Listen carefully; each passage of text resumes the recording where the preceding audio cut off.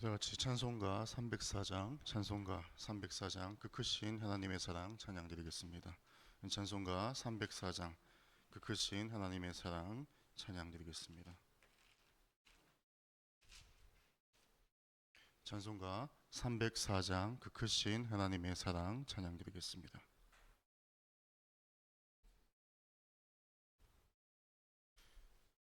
그 크신 하나님의 사랑 말로 다 형용 못하네.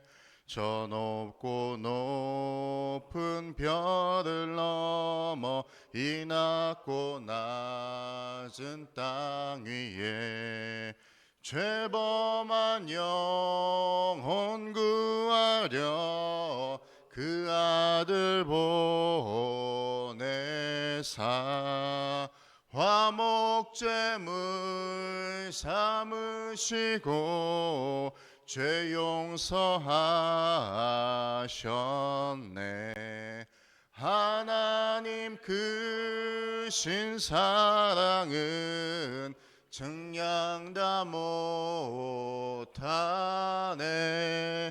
영원히 변치 않는 사랑 성도여 찬양하세.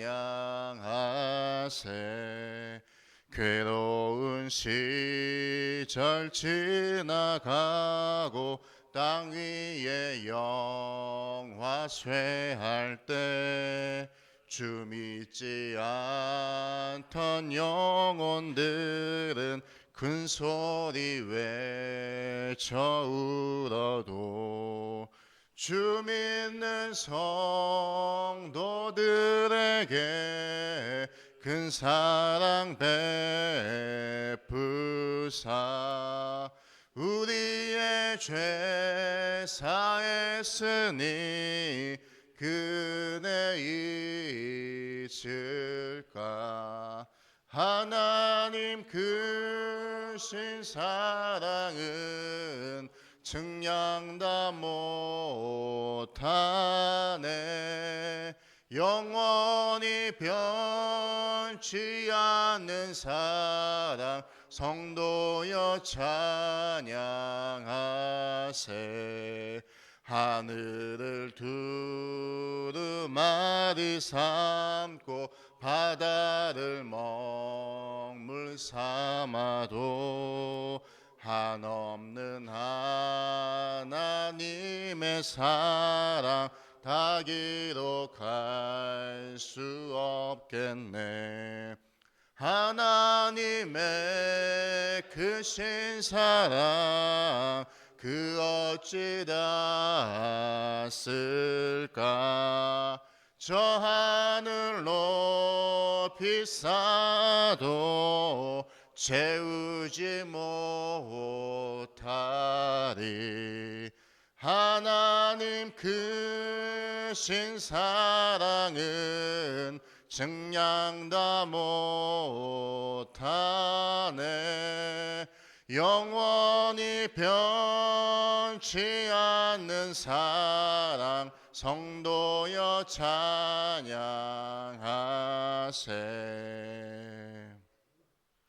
사도신경으로 신앙을 고백하겠습니다.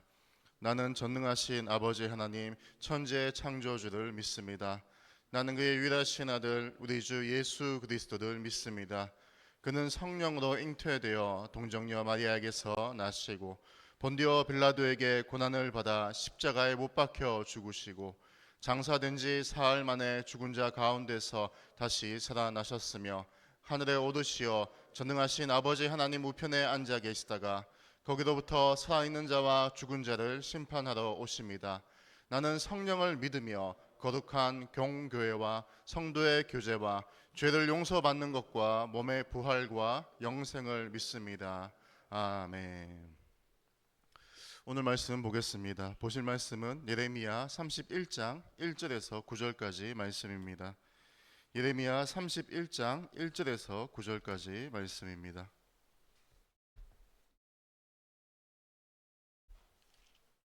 예레미야 31장 1절에서 9절까지 말씀입니다.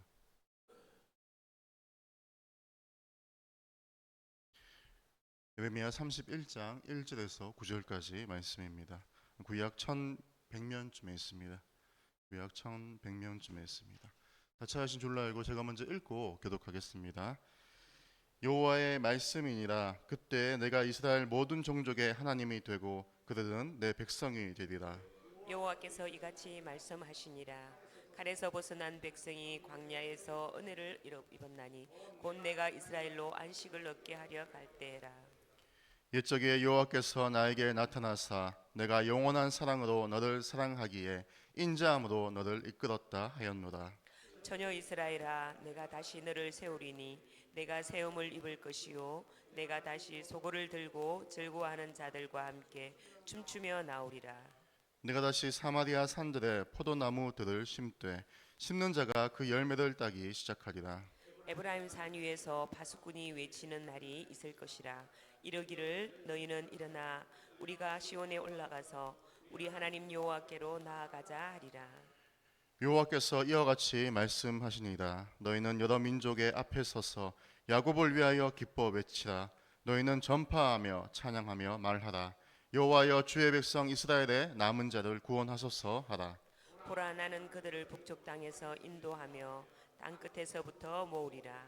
그들 중에는 맹인과 다리 저는 사람과 잉태한 여인과 해산하는 여인이 함께 있으며 건무리를 이루어 이곳으로 돌아오리라.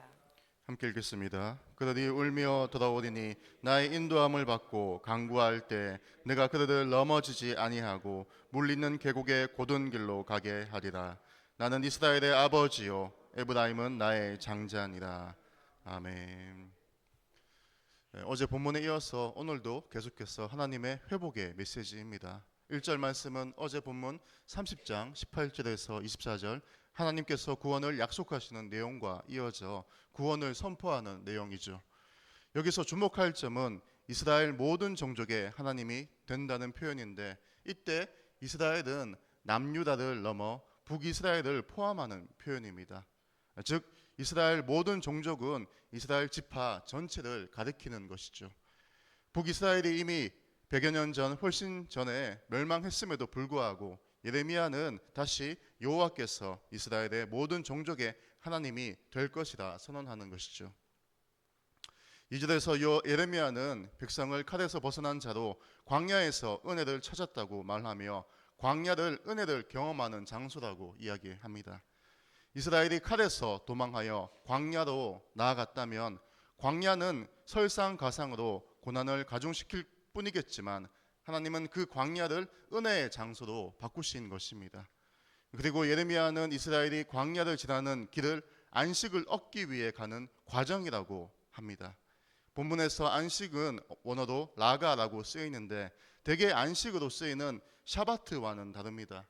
오늘 본문처럼 안식을 라가로 쓰이는 곳을 신명기 28장 65절인데 그 여러 민족 중에서 네가 평안함을 얻지 못하며 할 때 평안이 바로 원어 라가입니다. 그런데 신명기 28장의 상황은 이스라엘이 포로로 끌려간 상황을 묘사하기 위해 사용되었죠. 따라서 본문에서의 안식은 포로에서 돌아와 쉼을 얻는 안식이고, 즉 2절은 포로에서 돌아와 쉼을 얻기 위해 귀환하는 과정을 이야기하는 것입니다.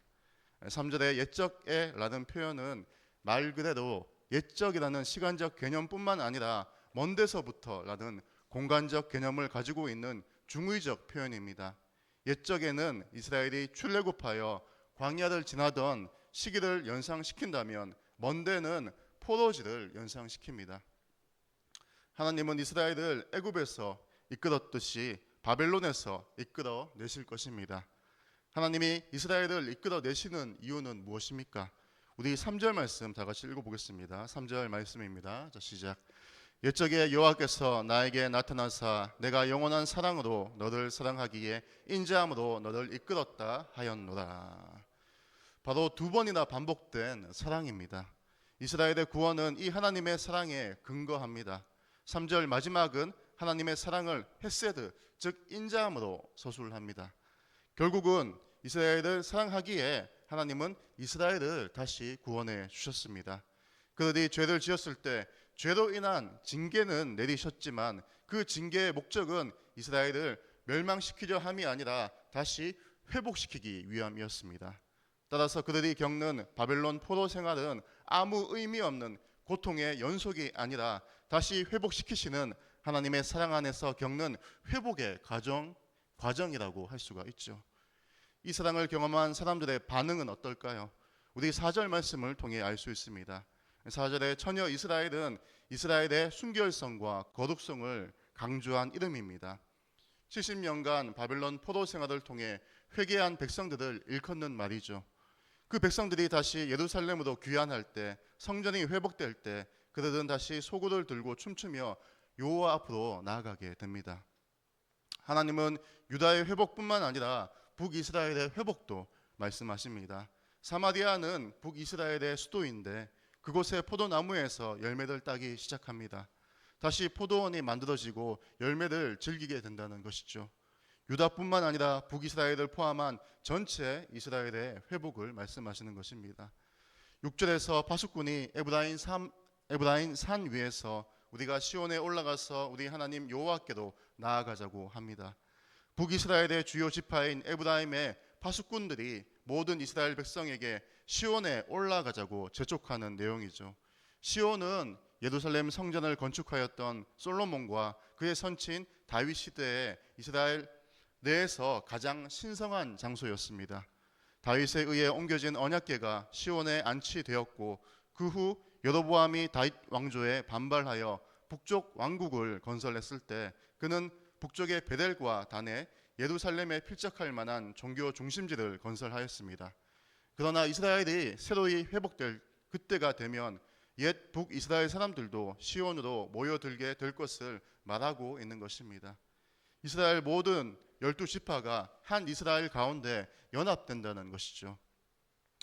그저께부터 계속 언급되었다시피 30장, 32장은 위로의 책이라는 점을 고려할 때 7절에 야곱을 위하여 기뻐 외치라 라는 명령은 애가가 아닌 찬양하라는 명령으로 이것을 적절하게 번역하자면 열방의 우두머리를 위해 외쳐라가 됩니다.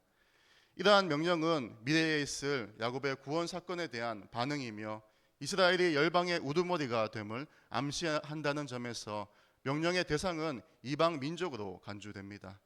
그리고 7절 후반부에서는 너희는 전파하며 찬양하며 말하라 여호와여 주의 백성 남은 자를 구원하소서 하라고 세 가지 복수 명령형이 나오는데 여기서 주목할 점은 남은 자가 누구인가라는 점이죠. 남은 자 히브리어 쉐에리트는 예레미야서에서 여러 차례 나오는데 이것은 포로로 끌려가지 않고 이스라엘의 남은 자를 가리킵니다. 그러나 오늘 본문 7절에 나오는 남은 자는 포로로 끌려간 자를 가리킨다는 점에서 다르죠. 8, 9절은 여호와의 구원을 말합니다. 여호와는 이스라엘을 북쪽 땅에서 모으리라고 말합니다. 여호와는 북방에서 재앙을 불러와 이스라엘을 심판하고 북방에 포로로 끌고 갔다면 이제는 북방에서 이스라엘을 모아서 큰 무리를 이루어 돌아올 것입니다. 하지만 포로에서 돌아올 때 그것은 남유다만의 귀환을 의미하지 않습니다. 북이스라엘은 멸망 이후 아수르에 의해 포로로 끌려갔으며 아수르는 결국 바벨론에게 멸망당하고 정복당했죠. 그런 이유로 북쪽 땅에서 모으리라는 북이스라엘과 남유다 이스라엘 전체의 귀환을 의미한다고 할 수가 있습니다. 우리 마지막 9절 말씀 다시 한번 읽어보겠습니다. 9절 말씀입니다. 시작. 그들이 울며 돌아오리니 나의 인도함을 받고 강구할 때 내가 그들을 넘어지지 아니하고 물리는 계곡의 고든 길로 가게 하리라. 나는 이스라엘의 아버지요 에브라임은 나의 장자니라. 하나님은 이스라엘과의 특별한 관계로 인하여 이 모든 것을 행하실 것입니다. 그분은 이스라엘의 아버지시며 에브라임은 그의 장자입니다. 예레미야는 부자 관계를 사용하여 이스라엘 백성들에 대한 하나님의 깊은 사랑을 보여주었습니다. 그들을 시냇가로 인도하시고 평탄한 길로 걷게 하심으로 넘어지지 않게 하십니다. 그렇습니다. 하나님의 징계에는 하나님의 크신 사랑이 깔려 있습니다. 북이스라엘과 남유다가 하나님의 징계의 도구인 아수르와 바벨론으로 멸망당했지만 그것으로 끝나는 것이 아니죠. 징계는 매우 아프고 힘든 과정입니다. 하지만 그 과정 가운데 금식하여 기도하고 회개함으로 하나님의 백성으로 거듭나고 그 하나님의 백성은 하나님의 사랑 가운데 회복되는 것입니다. 우리는 하나님을 경외해야 합니다. 하나님의 말씀을 진리로 두려워하며 행해야 하며 그 긴장감 속에 살지만 그 말씀 안에 거함으로 하나님의 사랑을 또한 충만하게 느끼게 됩니다. 그러한 영적 긴장감 속에서 하나님의 사랑을 깨닫고 경험하는 저와 우리 모든 성도님들이 되시기를 간절히 축원합니다. 사랑과 은혜가 많으신 하나님 아버지 감사드립니다. 주님, 주님의 크신 사랑, 하나님의 크신 사랑, 우리가 하나님의 말씀 안에 거할 때 충만히 누릴 수 있음을 고백합니다. 주님, 때로는 우리의 실수와 연약함으로 하나님의 무서운 징계를 당할 때도 있지만 그 징계가 결국 나의 끝으로 맺어지는 것이 아니라 그 징계로 말미암아 내가 더욱더 연단되고 하나님의 백성으로 거듭날 것을 믿음으로 하나님 말씀에 더욱더 충성하는 우리 모두가 될 수 있도록 주여 허락하여 주시옵소서. 예수님의 이름으로 기도드립니다. 하늘에 계신 우리 아버지, 아버지의 이름을 거룩하게 하시며 아버지의 나라가 오게 하시며 아버지의 뜻이 하늘에서와 같이 땅에서도 이루어지게 하소서. 오늘 우리에게 일용할 양식을 주시고 우리가 우리에게 잘못한 사람을 용서하여 준 것 같이 우리 죄를 용서하여 주시고 우리를 시험에 빠지지 않게 하시고 악에서 구하소서. 나라와 권능과 영광이 영원히 아버지의 것입니다. 아멘. 오늘 수요일 성도들의 가정과 직장을 위해 기도합니다. 2024년 가정마다 하나님의 은혜와 성령의 기름 부으심이 있도록 성도들의 직장과 생업에 번창을 주시고 직장 속에 그리스도인으로 승리하는 성도가 될 수 있도록 환우들의 치유와 회복을 위해 기도합니다. 그리고 수요 예배 활성화와 말씀 전하는 설교자를 위해서, 그리고 이제 내일부터 청년 요호수아 갈렙 여름 수련회가 있습니다. 기도 제목이 책상 위에 다 붙여져 있습니다. 어떤 사건 사고도 없이 하나님의 은혜 가운데 청년들이 그 말씀으로 더욱더 성장할 수 있게 해달라고 함께 주여 크게 외치면서 기도하겠습니다. 주여!